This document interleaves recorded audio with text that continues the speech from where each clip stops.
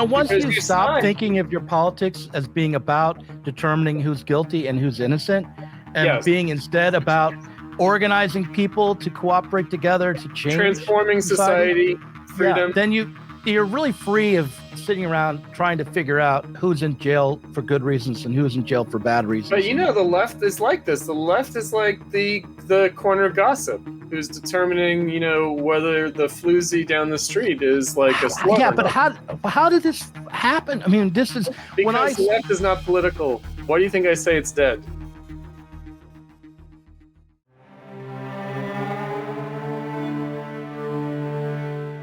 Back in the day, I used to announce the date at the beginning of every podcast, and I feel like I should do that. May 17th, 2023. Chris Cutrone is everyone's favorite Marxist track coach, the last Marxist contrarian. That is, by the way, that is a label that stings now. I used to be called that and think, fine, good, I'm a contrarian, and now people are calling me that, and I'm like, oh, I see what they're doing. It's a reduction, yeah. Yeah, it's an insult, and so you're not actually contrarian. No. But you are the last Marxist. You are my track coach, and your book, "The Death of the Millennial Left," is coming out soon, and probably next month, middle of the month, I'm guessing. It's submitted to the printer, so. Yes, being printed now, and they do that in slow motion, so it will take a little bit of time, but it's coming soon, and I'm glad to have you on today. I've been experiencing, what I thought I couldn't experience anymore. Disillusionment. I thought I was far you past. You thought you had all illusions stripped from you, but it turns out there are yet more. That's right. That is correct. Yeah. So now I'll just have to accept that every few days another illusion will be stripped away.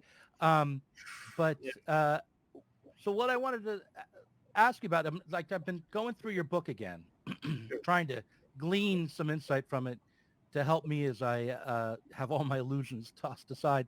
And the question I guess I have for you that popped out of me first when I was reading through your book is, why do you think that the crisis of neoliberalism is a crisis for democracy as well? Because I think it raises all the questions of democracy. And I think, this has been a longstanding thing. I think it's most exemplified by the 2016 election, both the primaries and Trump's election ultimately in 2016, but the Bernie primary challenge against Hillary and the WikiLeaks, right, that showed the skullduggery of the Clinton campaign and the Democratic National Committee against Bernie. Bobby Mook, right, who also organized, he hired people to start fights at Trump rallies. He also did that, right? And so I think that really, when we're talking about democracy in the capitalist world, in capitalist countries, and in the United States above all, we're talking about political parties. We're talking about how political competition is managed by the parties. And so how the parties function clearly has a huge impact on the democracy, because we only vote for the candidates that the parties put forward. And so how the parties handle their own affairs is of great public interest. And both the Bernie campaign and the Trump campaign showed something about these parties and the disrepair of the parties, right? So the kind of threadbare character of the parties. So it's no longer the 1960s, like machine politics, like, well-organized parties, well-oiled machines. They clearly are not that. And, they're clearly, it's like the Citizens United decision came down in this era, right? I feel like in the millennial era, in the era of the millennial left, a lot of things have happened that have kind of exposed the nature of politics over the last 50 years, really, like what the essence of politics has become in capitalism. And yet nothing demonstrated it more than the 2016 election. When you talk about machine politics, that doesn't sound extremely uh, Democratic. democratic, nor particularly like uh, enviable or something that you would want to return to This is machine something that politics. I wrote about because, what we have in my book is really the whole period from 2006 up to 2022. Hmm. And so looking back at the competition between Hillary and Obama for the Democratic nomination in 2008, Hmm. right, the kind of hollowness of posing Obama as a movement candidate and Hillary as a machine candidate, right? And I wrote about this, about how at least Hillary had to make appeals to specific constituencies, to organize labor, get union endorsements, whereas Obama could trade on a more vague kind of appeal Hmm. in the primaries. And really, he did try to compete with Hillary for organized labor as a constituency, for example, by championing the Employee Free Choice Act, EFCA, which was supposedly going to bring about a huge renaissance in labor union organizing in the United States. And as soon as he was elected, he dropped it. Hmm. Right. So, it was one of these, like demagogic broken promise, whatever you want to call it. But I said, what I wrote about at the time, all right, I wrote about, well, this really raises the question of like what these elections and primary challenges and choice of nominee within these political parties is really about. And if you recall from 2016, one of the things that was used to disqualify both Bernie and Trump was that they won primaries on the basis of independent rather than registered Democrats or Republicans.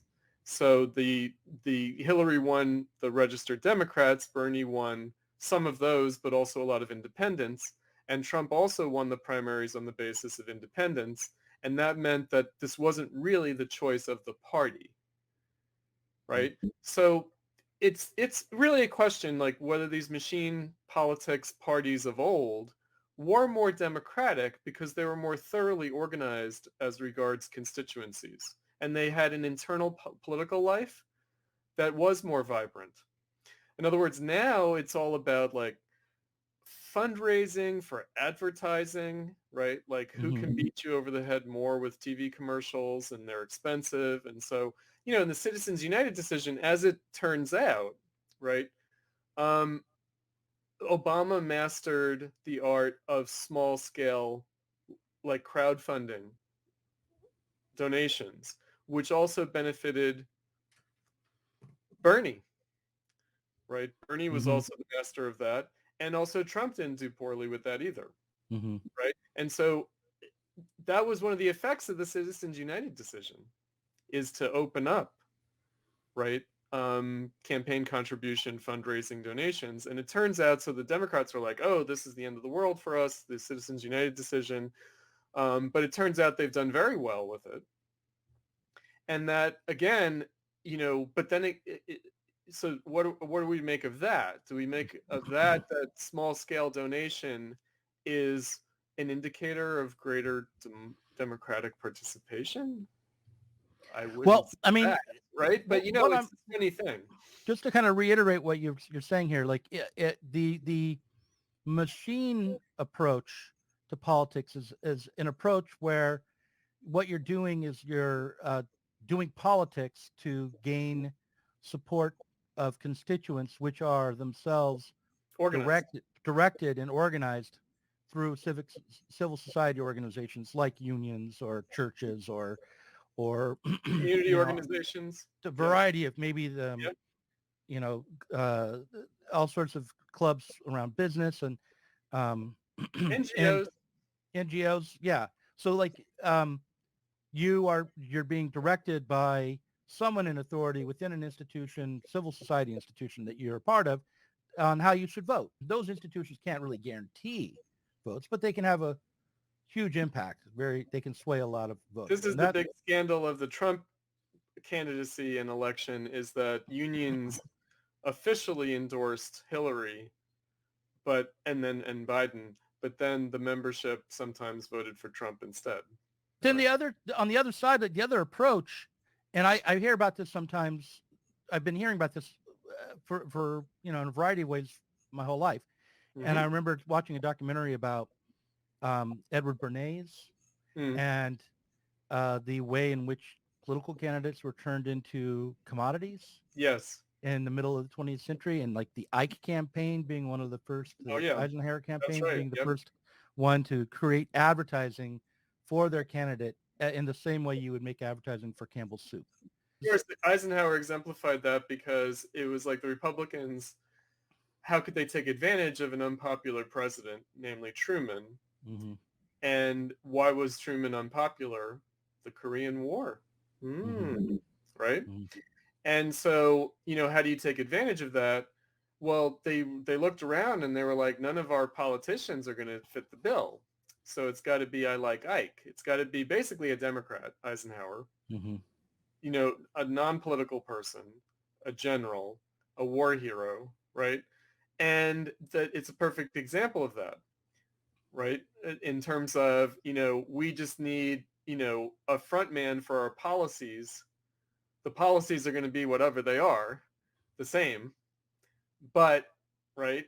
And because they were kind of on the ropes, and that's the only way they could win, right? Is through like, a charismatic appeal or something, but not even, it's like a funny, yeah, it's what you're saying. It's like, and our whole lifetime, when you think about it, that's all that anyone ever talked about with these candidates. And if you remember, who's the dude who was brought in for Clinton's re-election in 1996? And it was a scandal because he's like a kind of a pollster. I know his name, but I'm forgetting it now. And it was like, oh, well, are we going to govern by polls? It was like a scandal. And that's in the 90s. And it's like, that's been happening for some time. That's not new. That's not brand new. But the idea was that actually Clinton was cutting himself loose from the Democratic Party's organized base by running for re-election and governing on the basis of polling. That was a kind of a signal, of something undemocratic going on, actually. And now I feel like now elections just are polls. They're equivalent to opinion polling. But not that long ago, it was considered a scandal to treat elections as opinion polls. Right. And so just to kind of underline the point, when you're directly appealing to the mass of society, the unorganized mass, you are not you're not appealing to people as political actors, but as consumers, as people who are alienated, isolated, atomized, and only participating in politics through maybe voting or talking to a pollster, or and that's it. In other words, they're spectators. The other curious phenomenon now is that, especially in the era of Trump, which we're still in, is voter enthusiasm, right? So turnout used to be a kind of machine organized thing. Now it's like enthusiasm. And it's a race to the bottom. In other words, the parties compete not over enthusiasm of their base for the candidate, but demoralizing the voters for the other guy, like discouraging them from even showing up to vote, making them like disgusted with everything so that they don't even bother voting. So it's a kind of race to the bottom. So which side can make the other side more unappealing to their own base? Right. And it's so crazy now, right? And also there's an idea that even if your own candidate makes people disgusted with politics, that as long as it depresses the vote for the other person more than for your candidate, then it's good. So it's like a race to the bottom. Which is a term that otherwise is used in the neoliberal era for other things, like driving down wages and this kind of thing. But now we have race to the bottom in the realm of politics. Would it be fair to say that the death of the machine politics approach to presidential politics and to federal politics in general um, occurred. I mean, it didn't really just start with the turn to neoliberalism, but that it was maybe solidified or Yeah, became pervasive. it sort of came out into the open or something, Mm-hmm. you know. But you know, electability, All right. it's like, wait, what? You know, like sure, electability probably has always been a factor, but to have that be basically the primary factor is a little nuts, you know, rather than representation. Like, who does this person represent? How did they become the candidate? How did they work their way up to represent more and more people through successive elected office, right? And of course now, you know, we had like a billionaire parachute in and become president, which was threatened for a long time. Ross Perot, right? And whoever, like there have been various like Bloomberg and Steve Forbes. I mean, there have been various threats in this direction. But then Trump just did it. And what's interesting is that he didn't buy the presidency. He spent very little of his own money. He was very stingy about spending his own money, actually. Notoriously, that the Republicans were frustrated. They were like, why isn't Trump spending more of his own money? Why is he making us raise all the money? And it's like, no, he's, you know, of course, he's a businessman. He's not going to spend anything he doesn't have to. Mm-hmm. But, you know, but maybe the big picture in terms of machine politics, because I would turn it back to the question of party politics. And the left has this funny problem that goes back to the 60s, which is that they were turned off to politics in the form of parties. So in the United States, it's obviously a rebellion against the New Deal Democratic Party because it just looked like this thing, this kind of obstacle to social change, especially the civil rights movement, right? Because of the Dixiecrats, blah, right? And then LBJ and, you know, like military industrial complex and blah, blah, blah. And all this stuff. And, you know, he's a Southerner. Does he represent the Dixiecrats? Does he not? Right?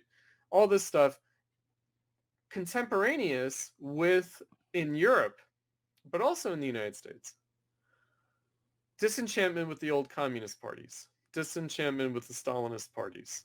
Mm-hmm. And we have a kind of unconscious inheritance of this attitude, you know? And so my concern, because I'm not really concerned about capitalist electoral politics, I'm not. I think it's an opportunity to see how things work. It's also an opportunity to see how fragile the capitalist political realm is in certain respects and how immune it is in other respects. So before we started recording, we were talking about the bureaucracy and the fourth branch of government, right? And how the bureaucracy was set up to be immune to popular accountability, both by Congress, really by Congress, really. It's a legacy of the New Deal. And the quasi-legislation that the bureaucracy engages in as delegated from the Congress. And I guess people are paranoid now. They're upset that the Supreme Court might destroy the so-called Chevron rule that allows the bureaucracy to legislate autonomously, basically. That if the Supreme Court, through their crazy, strict constructionist constitutional conservatism, might actually do away with this very key thing that makes like capitalist policy work outside of capitalist politics, right? And so it's just an interesting time to live in because these things are really being highlighted and, you know, shown to be up for grabs. So that's on the one hand. On the other hand, so for a long time in our lifetime, the left would complain about the so-called DNC, right? So it was like the grassroots Democratic Party versus the Democratic National Committee. And the Democratic National Committee was this kind of dark force, unaccountable, up there, pulling strings, right? And I always thought, well, that's a little bit much. But that anti-party attitude. So it turns out that the left, of course, has no problem with the Democratic Party, with all that stuff. It doesn't matter what they do. Debbie Wasserman Schultz, who was one of the crooks who was exposed by the WikiLeaks, is now the left's champion attacking Matt Taibbi at a congressional hearing. And I'm like, because I saw Debbie Wasserman Schultz like attacking Matt Taibbi, and I'm like, I hope people remember who she is. Right? They did. I mean, what these villains, right? Exposed, like she was one of the anti-Bernie villains exposed by WikiLeaks. Right, I know. And don't forget that. Like that's why she's attacking Matt Taibbi, because she sees Matt Taibbi as Julian Assange. Yeah, I mean, like when Doug Henwood, for instance, or Sam Cedar, or any of these people who I consider to be pretty aligned with the Democratic Party fundamentally, were championing Debbie Wasserman Schultz, they would say, it hurts me to have to say that Debbie Wasserman Schultz. Oh, it hurts them, but they still do it. It's like, motherfucker, no. Yeah, well, but my problem wasn't that it was what she said, the attack that she made. And the attack was, didn't you say once that you shouldn't just be spoon-fed information by a source?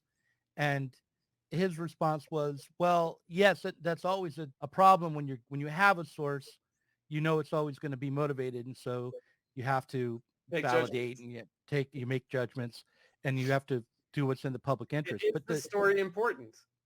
The other thing about that was the accusation really was that the information was cherry-picked, which means that whatever it said was a distortion, that it didn't reflect reality, that there was no real story there, but that it was propaganda. I mean, by the way, that's why they had to say that Julian Assange was only transmitting things provided by Russia. Even if that's not true, right? He always denied that. Yeah. That the server break-in of the DNC was done by the Russians. He always denied that was the case. I don't know. I think there's some evidence of that it was. There really isn't much, if at any. Like, in other words, I have no way of knowing, but actually, I doubt it. Like, in other words, I think it's probably a internal source to the Democrats. Right. I don't know. But I know that CrowdStrike said it was the Russians, and that on the basis of something very minimal, though. Right. Yeah. They didn't have any direct evidence, but they had. It had all the whole. Talk about another Orwellian name. I know. CrowdStrike, right? It's like striking the crowd. Like, in other words, like, right. Like, no, I mean, seriously.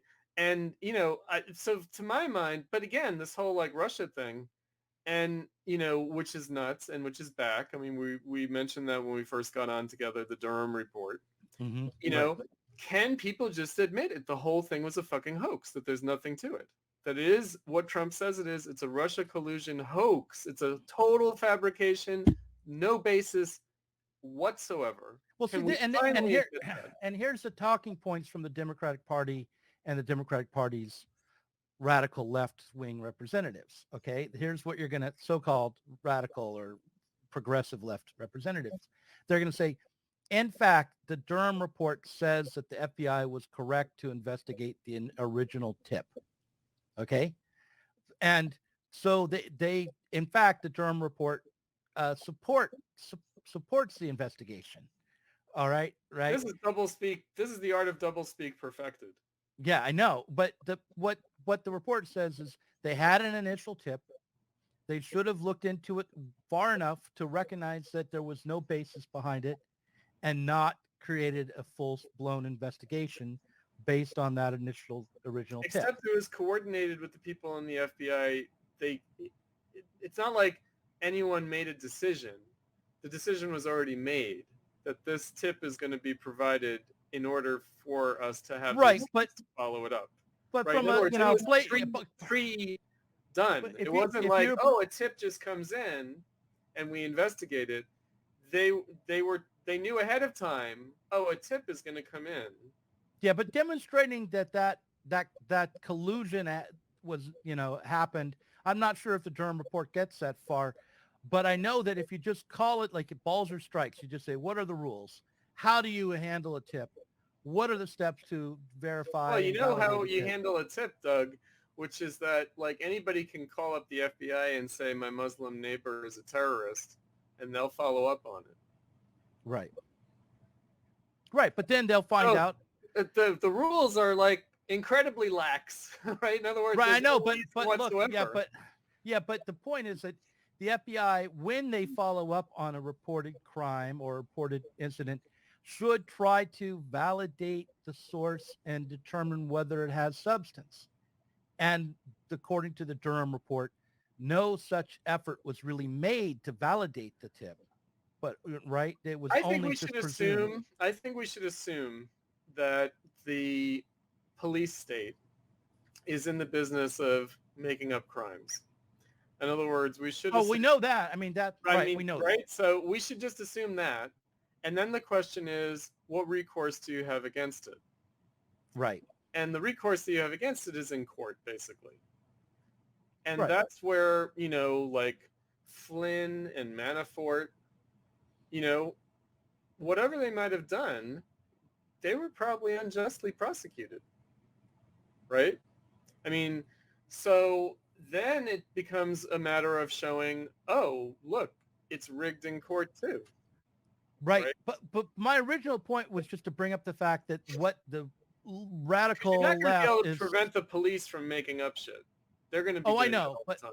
right. But the radical left is saying that the Durham report, the so-called radical left, not the radical left, the progressive left, like And you know are why the saying, police make up crimes? Because it's a lot easier than investigating real crimes. oh, well, It's yeah, a that's for lot sure. easier, Let's right? get to that. Let's get to that. I just Yeah, want to okay. reiterate this other point. Uh, My point is just that you're being told that the report, people are saying the report shows that there was justification for the Russiagate investigation. conspiracy investigation.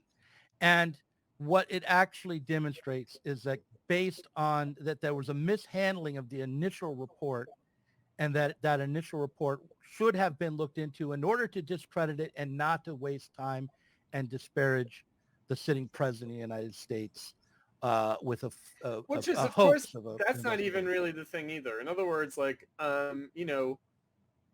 maybe the deep state, should be investigating elected officials all the time. They do have a certain amount of immunity. In other words, there's parliamentary immunity on the part of the Congress, the Senate and the representatives. And there's a certain amount of immunity that attaches to the presidency as well. Well, they shouldn't be investigating the president of the United States or anyone if the initial tip is bogus. It can't be shown to have substance if they don't go through the steps of trying to validate, if they don't investigate it in fact, which is what they didn't do. They didn't look into, they didn't contact Russia experts or anyone who had knowledge about Trump's past. They didn't follow up on whether or not there was anything of substance to the initial tip. They should have investigated that, and they didn't. So, but all I'm pointing out is this Orwellian doublespeak between, Yes, no, that's the right? thing, and that's what they've mastered. They've mastered the ability to justify things and also to escape accountability. In other words, it's kind of like everything, so like the Hunter Biden laptop story and Right. the Biden family corruption and, Biden Incorporated or the Biden crime family, whatever the Republicans are calling them. It's kind of like, let's just assume, so we're socialists here. Mm-hmm. Let's assume all capitalist politicians are corrupt, that they're all lining their pockets all the time. Yeah. Let's just assume that. Granted. Well, I think there's evidence for that. I definitely think that's true. Right. In other words, that's not like a conspiracy theory. It's just like, let's just assume everyone's doing insider trading at the very least based on legislation that's going to affect the stock market. But they're basically taking bribes, more or less, They're having their attention directed through, not just through campaign contributions, but also through like indirect personal enrichment. Let's just assume that that's the case. Okay. So let's also assume the case that it would be disastrously dysfunctional for the police, for law enforcement, to be constantly investigating and prosecuting politicians for that. Instead, let's assume all politicians, more or less, are, I'm reminded of Michel Foucault. He said, the struggle for power leads to two different outcomes: politics or prison, often both, right? So let's assume that basically they've got the goods on all the politicians, the police do, and it's just a matter of when they decide to use it. Mhm. And that's a political calculation. In other words, let's assume that law enforcement is a political actor. Because it is. It has to be. In other words, they have to be funded. They have to have their policies affirmed. They have to have elected officials turn a blind eye to their activities, because a lot of what the police do is quasi-legal. Right? They're a political actor. Just assume that. Mm-hmm. So what the Democrats try to do is say, don't politicize the police. Right? No. Let's just assume it's a political, because as soon as you have a struggle for socialism, the politics of the police will be clear. Right? And there's no reason to say that that's not the case ordinarily under capitalism. Right. Okay, but the Durham report makes it explicit that in this case the FBI was acting politically and not by the standards of law enforcement. Okay? That's one of the things that the There Durham will always report be a fine line there, though, yeah. But that is the premise of the weaponization of government, is that it is being used as a political weapon rather than as a fair, impartial, a neutral, calling balls and strikes, playing by the rules of the law, or institution. Like the bureaucracy is supposed to be politically neutral and rule bound, and especially the police are supposed to be, right? And the problem is that even if they were politically neutral as regards the parties, they still have a self-interest that makes them a political actor. Right, but I understand that you're correct, okay, but my feeling is that as a movement that's trying to emerge, we should insist upon the system playing by the rules of its own. But you know what the point of insisting upon that is? So the old Socialist Party of America, but also the old SPD in Germany, in like Wilhelmine, Germany, or in France, in the Dreyfus Affair era France, right? One of the things that the Socialist Party did was run on anti-corruption. Now, unfortunately, they also had contemporary rivals in that, namely the progressives, also ran on anti-corruption. But the socialists made a claim, which is that they could be relied upon to be the anti-corruption party because of their distance from capitalist civil society, right? That they were not enmeshed in capitalist civil society and how it was embedded in politics, right? So they didn't just say corruption. They said corruption is inevitable under capitalism. We're against capitalism, and therefore we're against corruption. So it was a sort of a demagogic thing, meaning that they were certainly insisting on the fair application of law, but they were also saying you're not going to really get that under capitalism. You're not. So they were saying two things. They were saying we are for upholding the bourgeois values of impartial legality, all equal before the law, and no arbitrary exercise of power. But we also understand that, and not just through corruption, but also there's something in the nature of capitalism itself that necessitates that politics betray constitutional norms, fair, impartial law and justice, right? So can we do that? Or in the meantime, do we turn a blind eye, right? Like, do we say, oh, well, but we want these progressive policies, so we'll ignore, right? Mm-hmm. Or are we going to actually say, fuck, no, we reject. We reject the state. We reject the capitalist politicians. we might like say that a capitalist politician is making a kind of a valid argument against the state or against an opposing party, but we would also show that, right, the limitations of that, right? Mm-hmm. In other words, we wouldn't just say, oh, well, it's self-interested, right, which is what they tried to do with the Twitter files. We would rather say it might be self-interested, it might not be, because, you know, lo and behold, people might wake up and have a moment where they're like, I'm going to stand on principle today. You know, some elected politician might say, you know, I want my legacy to be, you know, I might get unelected. I might, you know, get into trouble. They might send me to jail for doing this, but I'm going to stand on principle. Then the point of the socialists would be to say, that's a noble effort, but it ultimately futile in capitalism because capitalism has to violate these laws in order to work, in order to function, right? And not because the law is bullshit, not to adopt a cynical attitude towards the law or towards, you know, constitutionality or these kinds of things, not to say, oh, well, look at how rotten it is, even from the very beginning, you know, it's a constitution of property owners and slaveholders. No, right? But to say in capitalism specifically, what needs to get done means violating civil rights.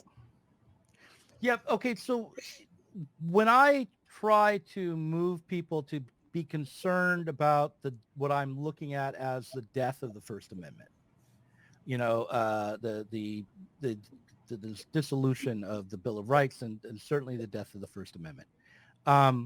What I often encounter is a version of what you just said, but it is a cynical disavowal. It's like, well, we've never had free speech. No, there's always been a bias in the system. The corporations have controlled what we've seen and heard all along. Why is this any different? And Because then you they'll don't want it even to be officially, you don't want people to say, like, you don't want it to be accepted. In other words, yes, the First Amendment is violated all the time. But you don't want it to be the case that ordinary people no longer believe in the First Amendment. right. We want to always be struggling to uphold it, not simply accept its disappearance. Yes.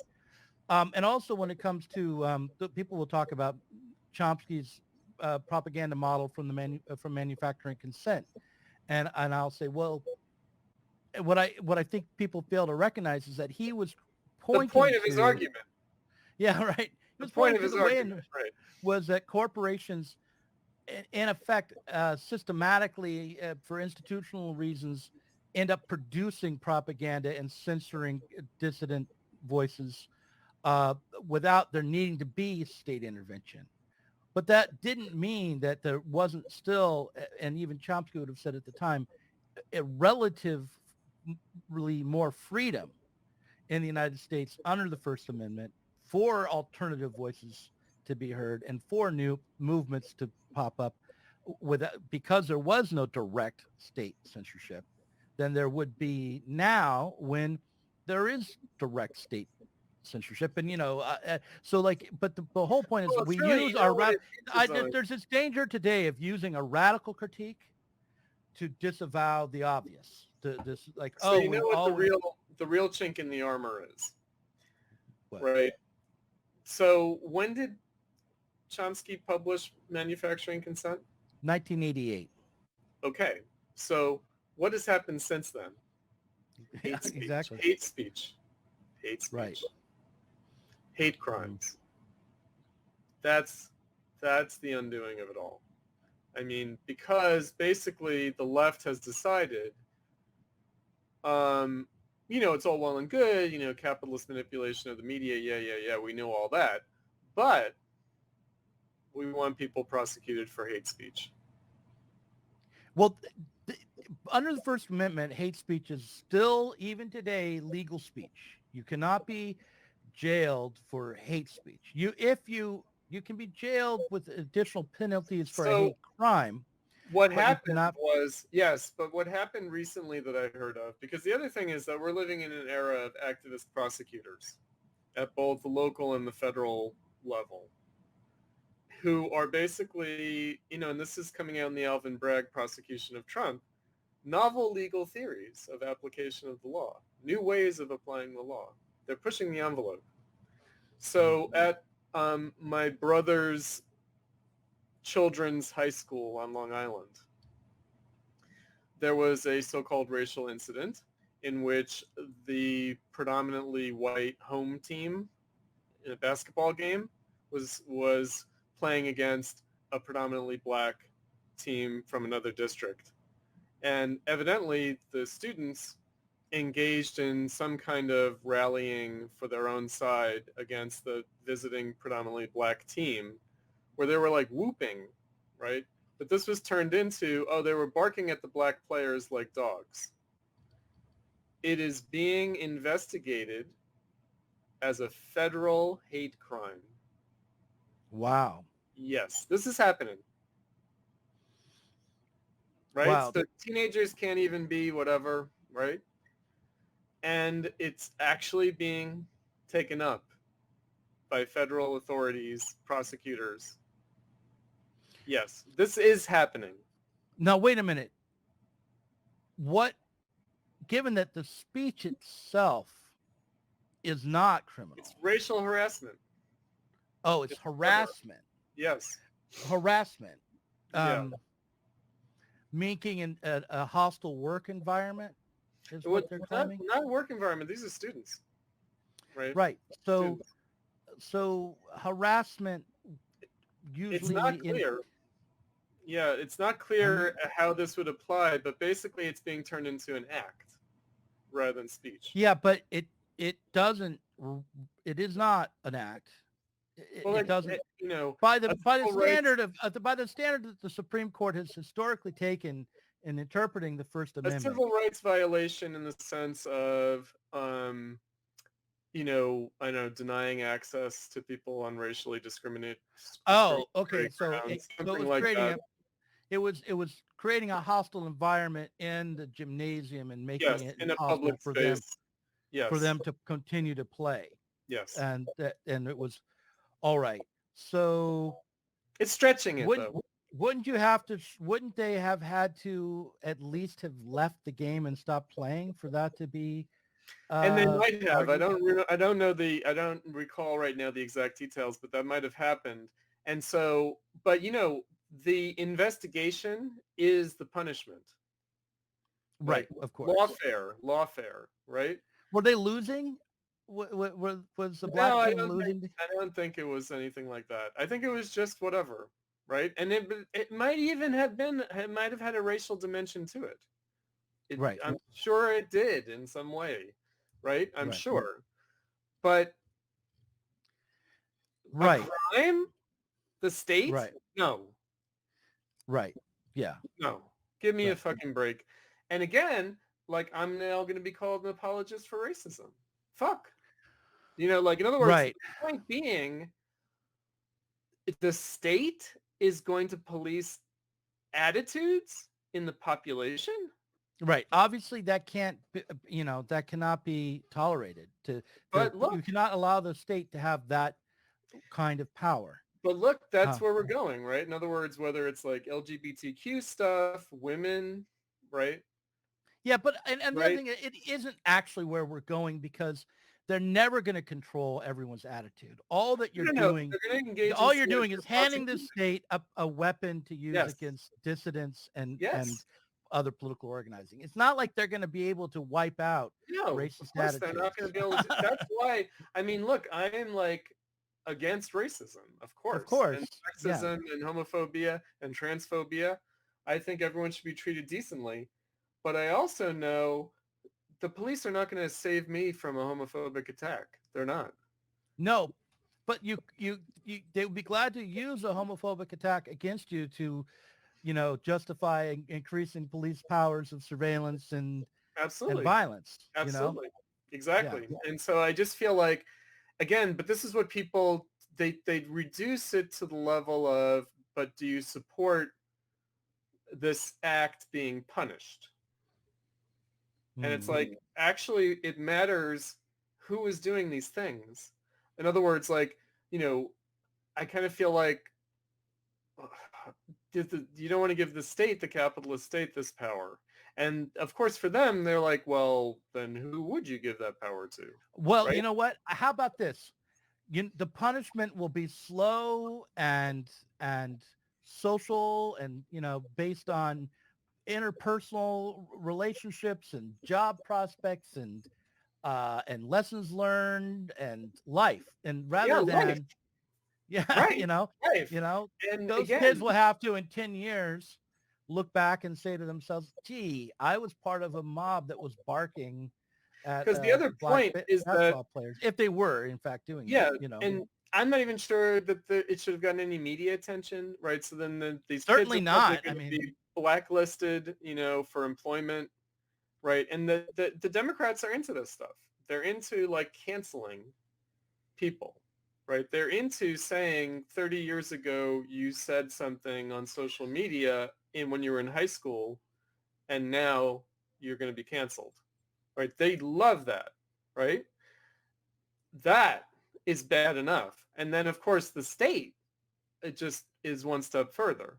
But cancellation is bad enough, no, I right? mean, so look, I want to ask you about this the kind of big picture politics, because I feel like I mean, it might be helpful because, Doug, okay, so like, the DSA yeah, today would not allow someone to join the DSA as like a 30-year-old who might have made a racial remark in high school that's on social media somewhere, that's on some defunct MySpace page, right? They would be like, no, you can't join the DSA. And it's like, so you're are they saying, doing that kind of vetting really at the well, DSA? things are being used against people. That happens. People are That dug up. will Things are dug up. when Right? they'll let you join, take your money, and then if you try to oppose the leadership, Then they'll then this will discover. be Exactly. yeah, yeah. Exactly. In other words, it's, this, because the left is nothing but just a sort of amateur version of the Democratic Party. Yeah, I agree with that. But let me ask you a Right? question about the left. So, Mm-hmm. like you write in The Death of the Millennial Left that avowed Marxists have failed to explain the past several transformations of capitalism, neither the Great Depression nor the crisis of the New Deal coalition leading to the New Left of the 1960s and 70s, nor the crisis of the Fordist capital that led to neoliberalism have been adequately grasped. Instead, each change was met with panic and futile denunciation. As such, the left's response has actually been affirmative. By the time the left began to try to make sense of the changes, this was done apologetically, justifying and thus legitimizing in retrospect the change that had already happened. Such explanation may serve as a substitute for understanding, but reconciling the change and grasping the change, albeit with hindsight, let alone taking political opportunity for change, is not the same as adequately critiquing the change. What is needed, indeed required, is seeing how a crisis and change may point beyond itself. So what I want to ask you is, how does a change that we're seeing occurring now, a change that maybe, well, some people would claim it's a shift from neoliberalism to neo-feudalism, Hmm. how would that point beyond itself? I don't believe in the neo-feudal Yeah. model, but it has an affect, it speaks to this I was feeling of, thinking about that for some reason. I was thinking about what's the difference between buying a commodity and paying rent. There Mhm. really isn't a difference, right? So this whole idea that it's no longer a commodity economy, but a rent-seeking economy, and especially with like so-called intangible goods, like services or, information, intellectual property, because I'm like, okay, is this like thing that I have, like this box of cereal? What is that? Isn't that just intellectual property? Isn't that just a recipe? And isn't it just a brand name, I mean, it's a right? commodity, but I mean, it's a physical, useful thing that you've purchased. But But the the point, box for the cereal costs more to manufacture than the cereal that I'm going to eat for my nutritional needs. You know that, right? is that always the case? Really? Yeah, packaging Yeah. is more expensive than the food, right? Well, And so I what don't am I know. paying for? Am I paying for the brand name, or am I paying for the stuff I need to eat, right? My And answer so is isn't that, that rent collection from agribusiness? In other words, isn't that yeah, basically what sure. it amounts to? Yeah, absolutely. But the thing is, rent seeking is already incorporated into capitalist Right, commodity production. right. So I don't think the fact that there's rent sinking going on today and a massive amount of financialization means that we're returning to feudalism. No. But what this is pointing to is not a economic change. What it is pointing to is a political and social change. The feeling, the law of loss of liberty, and the feeling of the encroachment of an authoritarian state, and the feeling that there's less, that you're more controlled today. That's what the reference to neo-feudalism is all about, I think. I So, mean, it's combined, and that's what's problematic about it, right? Is that it's actually combining two different things into one thing, mhm. which is political unaccountability and, a kind of corporate state fusion, kind of, unassailable power with, well, we used to have the power of actually making things, and now we no longer actually make things, and so we've lost that power. And it's kind of like, well, no, We people, do make, in the United States, we make a tremendous amount still. A sure. lot of that manufacture is automated, What but I was we're going to say still, is we meaning the working class, not we in terms of the United States, because the United States, whatever the United States is, right. right? The Okay. United States Well, might just be some corporations and some but billionaires. all those service workers and all those different kinds of workers who aren't Right. directly making the cereal, but maybe making the boxes Delivering or it. helping people delivering it or bringing or helping people find it on the shelf, they still matter as keeping this system going. They're still a What if they part of the don't? economy. What if they don't, though? What if they're servicing the machines, as Marx says? Well, they are, but the machines need servicing. It's not like Yeah, no, I know. yeah, I'm But, not. That it's still gives them political power. That still means that they are the potential force for political change. If the even if they're servicing the machines. yeah, not because they can, like, block the machines, though. Like, we have to be, like, the political power of the working class. It's kind of a funny thing, because I would say within capitalism, the working class is pretty much reduced to a kind of animalistic existence and a kind of, like, appendage to the machine, all the things that Marx says. Yeah, I guess You know? I'm being very kind of economistic So I and wanted thinking, to but say something about that well, because go you ahead. guys just did your What Causes a Recession. Hmm. And, um, you and Ashley were talking about this.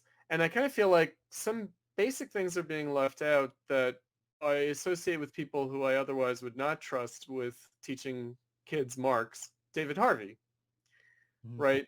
And accumulation, capital accumulation, volume 2 of Das Kapital. And Hmm. the sphere of circulation, volume 3, which is where value is realized after all, Hmm. right? But volume 1, how is value produced? Volume 2, how is it accumulated? And volume 3, how is it realized? Accumulation crises, right? Let's not forget that the crisis of capitalism is a value crisis because it's a crisis of accumulation. That is really, really, really important because, again, But isn't that Sweezy? I know that he has a whole book on accumulation, but the crisis actually starts at the ground level within production. It doesn't. It's not because we have too much stuff. it's a Uh, disparity between accumulated value and production, right? explain a I've little bit written about more. this, but Yeah. people have to wait for volume 2 of my book, Yeah. Right. more theoretical writings, which will come out, hopefully this year, not too long, but where it's really about how are we appropriating the social product? And the social product, like, let's say machines are making everything. It's still social product, right? Hmm. And so how is society appropriating its own product, its own production?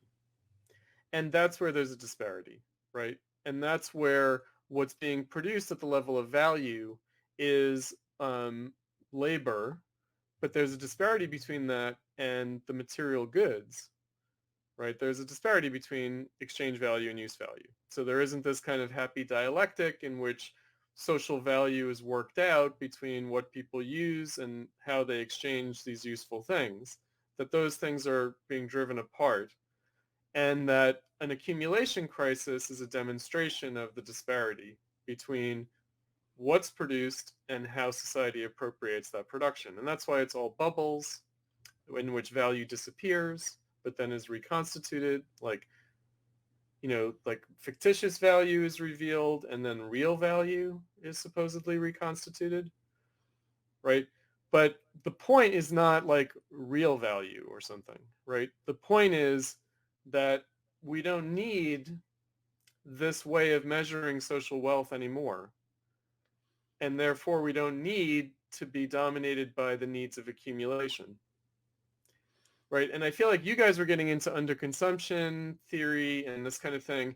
And I kind of feel like, well... We were critiquing underconsumption. You were, yeah. You were getting into that in terms of like, are there, like a market crisis? And the whole point of Marx is that it's not a market crisis. It's right, exactly. Crisis. Which is why we're critiquing Sweezy, and why we were critiquing specifically this video by Second Thought, who was trying to reduce. Who was totally, yeah, no, and I agreed with that.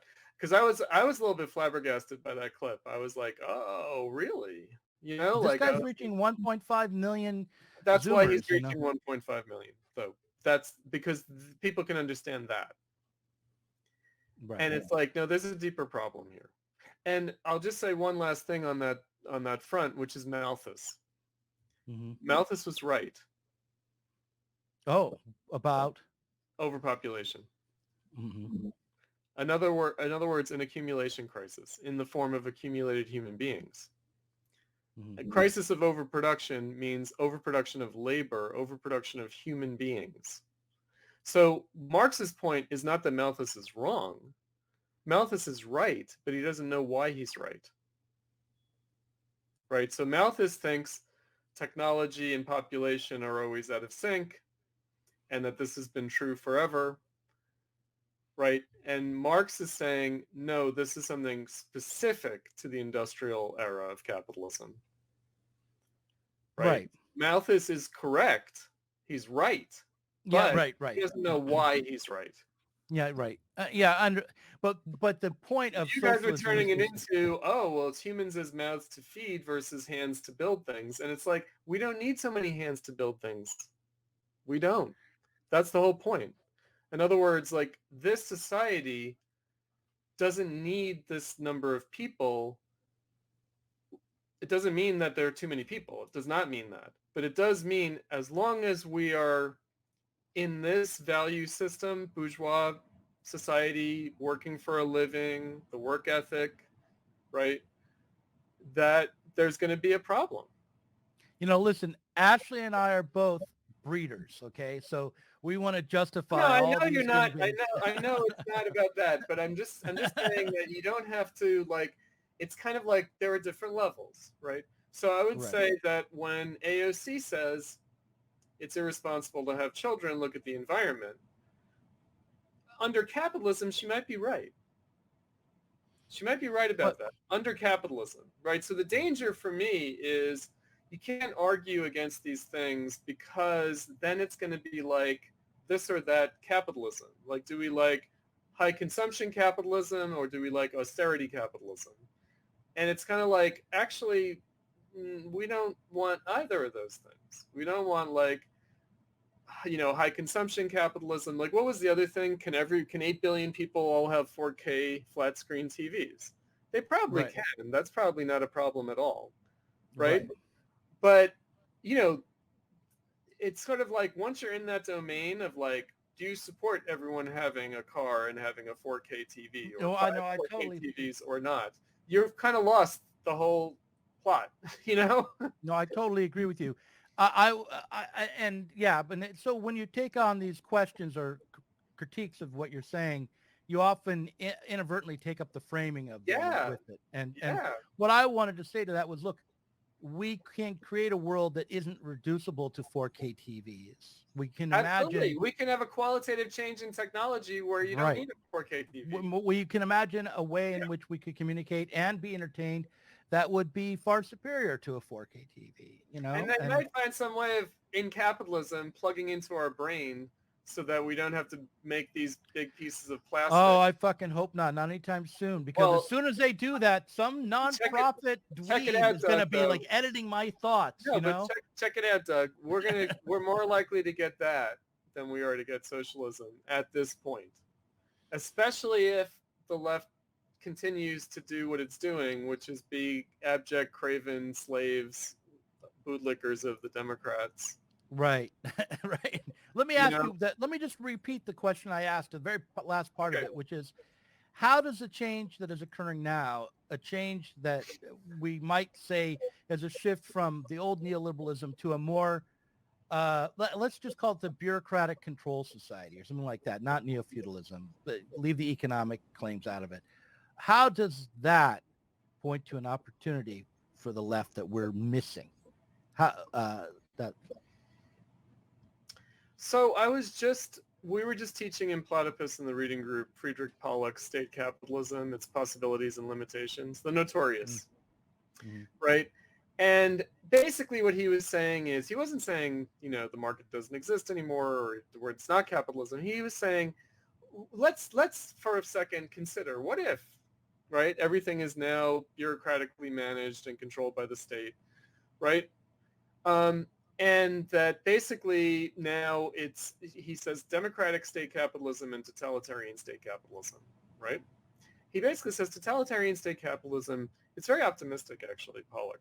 He's like, totalitarian state capitalism basically is a crisis regime that can't last. And so really what we're looking at is the possibilities and limitations of democratic state capitalism, so like the New Deal. And he was saying the Soviet Union, he's leaving it out because it would raise other questions about politics than you get in either Nazi Germany, totalitarian state capitalism, or FDR, New Deal, democratic state capitalism.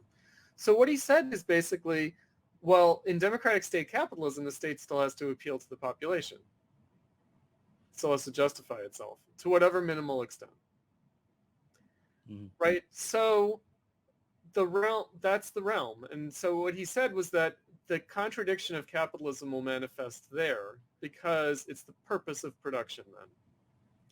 Because, people could say, we need to accumulate capital, and that might be at the expense of wages. But we do need to accumulate capital, right? In other words, like, you could make a democratic argument and people could say, yes, right? We're willing to sacrifice our standard of living for political goals. Right? The question now is, what are the political goals? And what we're being sold on is like green technology, and we're being sold these things which they may or may not come to pass. Right? And if you think that the politicians care, they don't. Right? They're sort of testing the waters on what's going to get the vote. Right? And the youth vote, and what's the trend. And it's just like a corporation is going to present itself as green. I see all these TV commercials where the fossil fuel companies are like, if you want to know who the greenest company is, it's BP. We're the greenest, right? And they may very well be, right? But why do they need to say it, right? Because it's marketing, right? And it's ideology. And it's whatever. And so they're going to go with whatever is ideologically salient and whatever. And you can be sure the very same politicians, if it made sense for them to promote like Islamic fundamentalism to get votes, they would do it. So we can just assume they do not care, or if they do care, they believe their own bullshit. It's only because they've talked themselves into the latest advertising campaign that they have to sell. They're good salesmen. They might believe in it, right?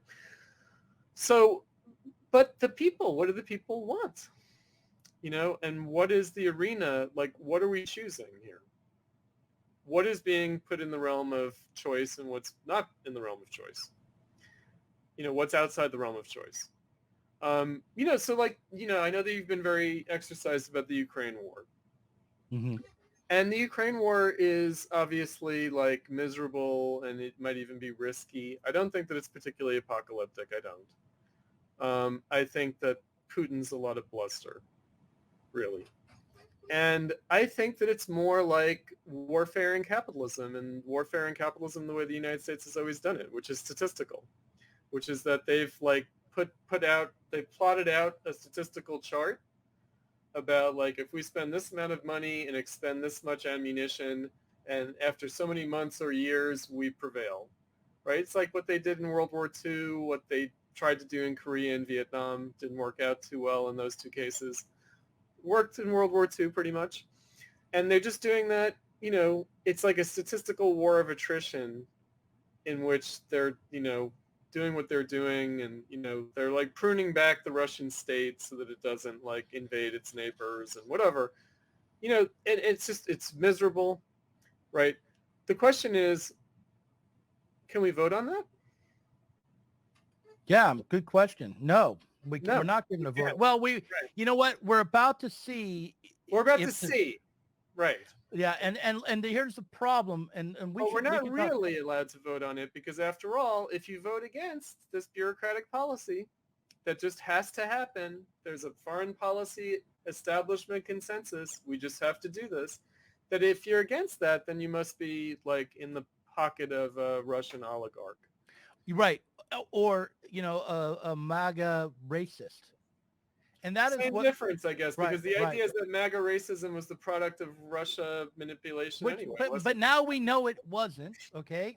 That's just been revealed that it absolutely like we know that Russia paid for Facebook ads that were meant to like create racial tensions. No, whatever, God. But here's what I want to say about From Ukraine. both sides, by the way. So supposedly Russia paid for advertising that appealed to both black people and white people. And I know. Yes, I know. But that was not what we were told.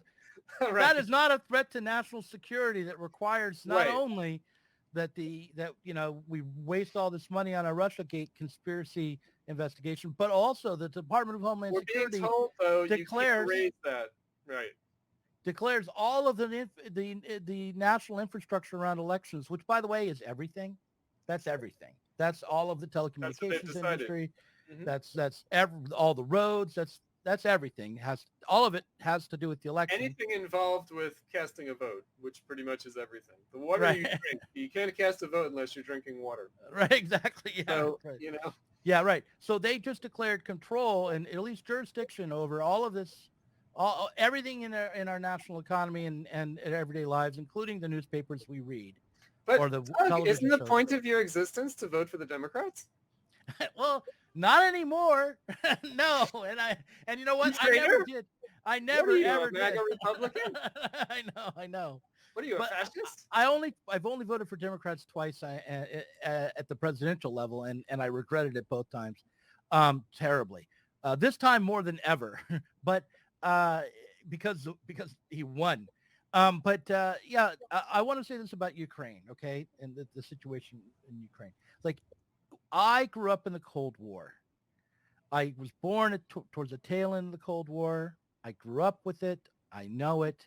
And the thing about the Cold War, when combined with the nuclear threat, was that it was about an ideological difference in the world. It was about two different kinds of future. It was about a kind of totalitarian system of state control versus one in which the people were more free and democratic. So which side was which? Well, let's not worry about that. No, because the West our won, side was the good side, okay? The West won, and it might turn out that the West is more totalitarian than the East could have ever dreamed of. Well, that is absolutely true. But the point is that ended in 1989. And we never had the chance to vote on the Cold War either. Right, that's true. Any justification for continued Armageddon-level conflict has gone away. We were promised that is over. Like, I'm just playing the naive American. Well, you know what? So we were never allowed to vote on the Cold War, but guess what? The capitalist politicians still accused each other routinely of betraying the Cold War, of selling out. They did that non-stop, right? The 1960 election, the 1964 election, to an extent, but Nixon, right, and détente and the overture to China, right? And, Carter, is he soft on the Soviets? Is he hard on the Soviets? And then like Brzezinski, and then like Reagan, it's kind of like, Reagan has got all this bluster, but actually he's going to undermine our position in the Cold War. And actually the Carter foreign policy is the better Cold War strategy. So Right. they're always accusing each other of betraying the consensus. Because But then this is what that they ability do. to play that game was taken away from them in 1989 and 91 They when the created a Soviet new one. Union. Well, right, but they created the war on terror, right? Okay, They all created right. the New World Order before that. Yeah, but the New World Order, that's Fukuyama. That's the end of history. That's no more big ideological conflicts in the world, no more nuclear war. It Threats. still meant, though, like confronting like the relics of the Cold War, the tin pot dictatorships in the Third World. Okay, some cleanup, but no big ideological conflicts, right? No That big was not ideological conflicts, but still U.S. hegemony. right.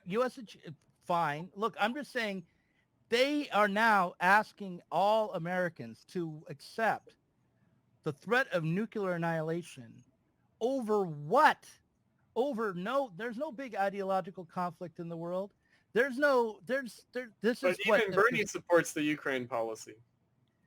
but Bernie is no different then. My point is that they are But asking Bernie us. back in the day, back in the Cold War day, Bernie was like, do we really have to be this hostile towards the Sandinistas and towards Cuba? Is that really like in our national interest? Right. In other words, he was not on the other side of the Cold War. He was just saying, is it really necessary? It might also be counterproductive. Like maybe you want communist Cuba to be our friend. Right? Right. Yeah. Because why not? If we could peel them away from the Soviet Union, why not? Right? And maybe we want the Soviet Union to be our friend. Maybe that's how you defeat communism. You make them our friends. Right. Well, it's pretty awful that now, without any ideological conflict in the world, without any serious, comprehensible system of understanding world politics, we're being asked, in the span of a couple That of was years. a bad way of understanding world politics. The Cold War. I know it was. I know. I'm not justifying what was. Yeah. I'm saying today, I'm not saying, oh yeah, I thought the Cold War was justified and let's smash the Soviets. No. But you felt like it was more ideological, like, whereas now it's unclear what the point is. Right. We're being asked to accept that there's a world historic conflict between nations based on Trans trade rights. Yeah, they fly the rainbow flag in Ukraine, not in Russia. Don't you know, Doug? You didn't hear? That is, you didn't get the memo? we're arming Nazis in the Donbass. That's okay. The Nazis are LGBTQ. They're fine. They're just against those bad Russians. It's fine. All right. I'll tell you what. Listen, let's just... this is the end of part one. In the second half, we'll go on from there where you troll me.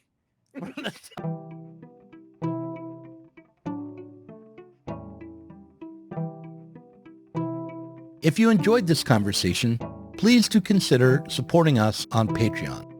Our patrons help to make sure that Sublation Media can continue to provide interviews, videos, books, and articles that are critical of the left from the left.